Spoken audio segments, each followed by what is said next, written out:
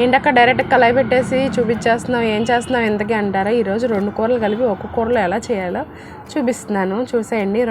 ఒకే కళాయిలో 2 కూరలు. ఒకే కళాయి అంటుంది, 2 కూరలు అంటుంది, ఇంతకీ ఏం చేస్తుంది అనుకుంటున్నారా? దోసకాయ ఎండు చేపలు చేస్తున్నా. మా సహస్ర ఉంది కదా, ఎండు చేపలు తిందు, అందువల్ల ఆ పిల్లకి సపరేట్గా కొంచెం కూర తీసేసి తర్వాత దీంట్లో ఎండు చేపలు కలుపుతున్నాం. ముందుగా అయితే చక్కగా కళాయి పెట్టుకొని నూనె వేసుకొని కరివేపాకు వేసుకొని సన్నగా కట్ చేసుకుని ఉల్లిపాయలు పచ్చిమిరపకాయలు వేసుకున్న తర్వాత దోసకాయ కూడా వేసుకొని తగినంత ఉప్పు పసుపు వేసుకొని దోసకాయ బాగా మగ్గేంత వరకు వెయిట్ చేసి ఈ లోపు టమాటాలు కట్ చేసుకొని ఆ టమాటాలు కూడా ఈ దోసకాయలో వేసుకొని బాగా మగ్గనివ్వాలి.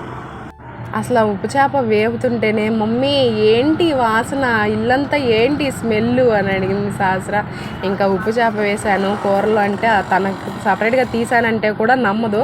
అందుకని లేదు నాన్న ఎక్కడి నుంచి వస్తుందో ఈ స్మెల్ తెలియదు నాకు కూడా అంటే, లేదు మమ్మీ మన ఇంట్లోనే వస్తుంది, బయట ఎవరింట్లో రావట్లేదు మమ్మీ అంది. అసలు టిఫిన్ తినిపించేటప్పుడు కూడా మనం ఇంట్లో తినద్దు మమ్మీ, బయట కారిడార్లో తిందాము మనం టిఫిన్ అని బయట ఫోన్ కూడా చూడకుండా బయట ఆడుకుంటా టిఫిన్ తింది.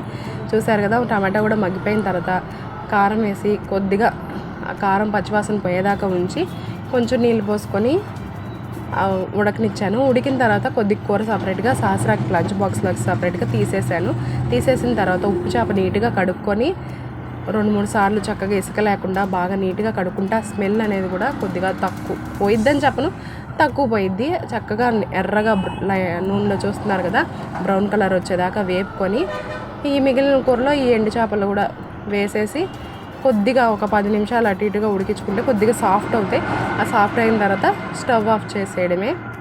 ఎంత చూడకూడదని మనం దాచిపెట్టినా ఈ వేసే టైంకి వచ్చేసింది మా రాక్షసి. ఏంటి మమ్మీ ఇది వేసావు కదా నువ్వు కూరలో అని అడిగింది. లేదురా రే, నీకు సపరేట్గా కూర తీసేసాకే డాడీ వాళ్ళకి వేసాను ఇది అని చెప్పా.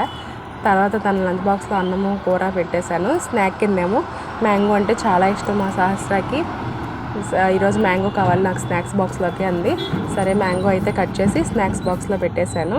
పిల్లలు ఇలా ఉంటే భలే కష్టం కదా, అన్నీ పసిగట్టేస్తే. మీరేమంటారు? సరే ఉంటా, బాయ్.